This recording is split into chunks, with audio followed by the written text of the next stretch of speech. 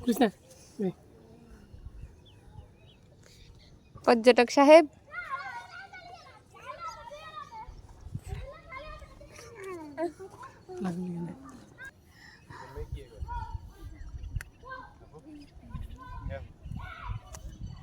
আরে ইয়ের কথা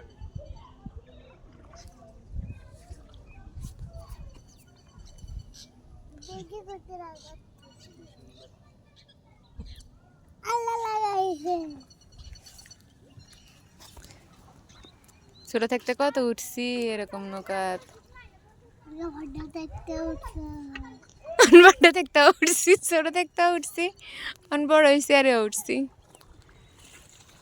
রে হাফলা নাই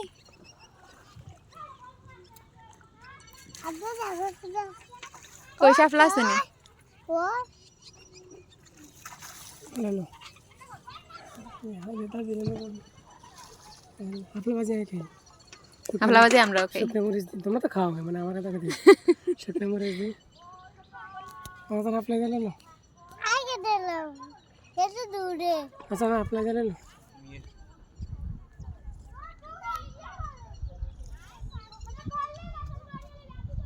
গাইস রাইস এখানে আপলা টোকাইতেছে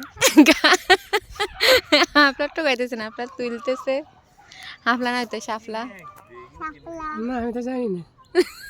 জানেন না শিকার কানা বয়স না খাল্লা ডাকাতে তো ভাইজান তোমার কেমন লাগতেছে হ্যাঁ আচ্ছা আচ্ছা লাগে আর কাপ দিন তোর অনুভূতি কেমন ভাইজান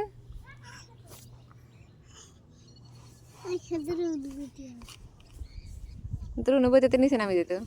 বলে গেল না আমার জায়গা নেই কিসে কি খাপলা কই লাগবে তো ছিলাম এটা হচ্ছে গিয়ে গোবিন্দপুর গ্রামের মাঝখান কেন বিরাম ভাইয়া জমির মাঝখান জমির মাঝখান বিরাম ভাইয়া খাবালে ওই পুরো লই গেছে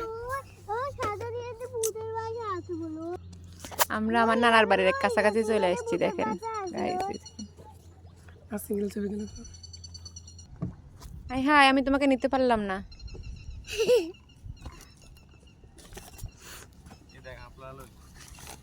কি রে কইছে খাপলাই গেছিল আর তাড়ি লই না খবরদার হয়ে যাবি চুরি যায় বাবা তোমার দালা দি বয়ে দিছে গো ও জামাই কি করলেন আমার মেয়েটারে ফালাই দিলেন খাইতে গেছে আমি চেনে খাইতেছে আমি তো ওড়ি জানি না আপনার দিছে খাইতে গেছে ট্রেনিং আছে হচ্ছে দিন উঠে তো আমরা তো আজকে নতুন পর্যটক এইভাবে তুই খাবার আবারও লই গেছে ওই ভূতের বাসা দিয়ে দে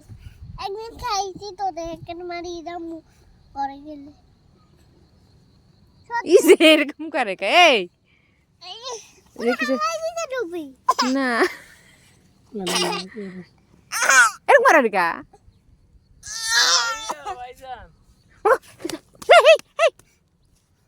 পেদিয়ে নি কোনো এদিকে তো কইটা কি হাফলাই গাড়ি ভাইজান দে যাই গেলে কিছু একটা দে এদার ধরে ধরে কে তুলছে যে হাসান তুলছে এই দেখ কোন এটাতে আছে না